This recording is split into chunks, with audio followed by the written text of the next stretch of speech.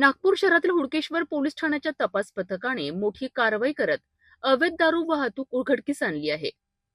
दिघोरी चौक परिसरात नाकाबंदी दरम्यान एका पांढऱ्या रंगाच्या ऑडी कारची तपासणी करण्यात आली आहे। या तपासणीत कारमधून मोठ्या प्रमाणात विदेशी दारूची अवैध वाहतूक सुरू असल्याचं समोर आलंय। पोलिसांनी तत्काळ कारवाई करत एकूण 12,94,360 रुपयांचा मुद्देमाल जप्त केला आहे। या प्रकरणात प्रवीण वसंतराव कुरेवार या आरोपीला ताब्यात घेण्यात आलं आहे। विशेष म्हणजे रमजान ईदच्या बंदोबस्तासाठी पोलीस पथक पेट्रोलिंगवर असताना गुप्त बातमीदाराकडून मिळालेल्या माहितीच्या आधारे ही कारवाई करण्यात आली आहे। सहाय्यक पोलीस निरीक्षक पपिन रामटेके आणि त्यांच्या पथकाने ही मोहीम यशस्वीपणे पार पाडली आहे, तर वरिष्ठ पोलीस निरीक्षक अनामिका मिर्झापुरे यांच्या मार्गदर्शनाखाली पुढील तपास सुरू आहे। नागपूर पोलिसांची ही कारवाई अवैध दारू व्यवसायाविरोधात मोठं पाऊल मानलं जात आहे।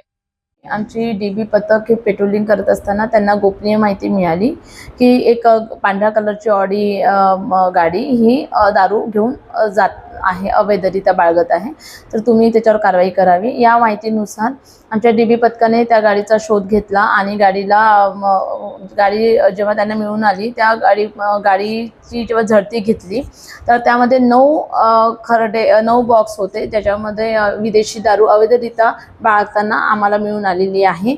अशी एकूण दारूची किंमत आहे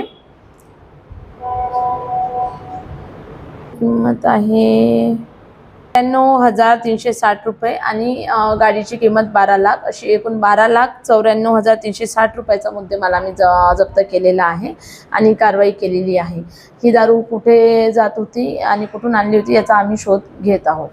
माननीय सीपी सर यांच्या मार्गदर्शनात जॉईंट सीपी सर, माननीय CP sir, joint CP sir, माननीय साऊथ रिजन सर यांच्या मार्गदर्शनात माननीय डीसीपी रश्मिताराव सर, सहाय्यक पोलीस आयुक्त नरेंद्र हिवरे सर यांच्या मार्गदर्शनामध्ये API रामटेके, चेतन वैद्य, दिनेश गाडेकर, गोपाल देशमुख, संदीप पाटील, संतोष सोनटक्के, विजय सिन्हा, मंगेश मडावी, प्रज्वल वाणी या सर्वांनी मिळून ही कारवाई केलेली आहे।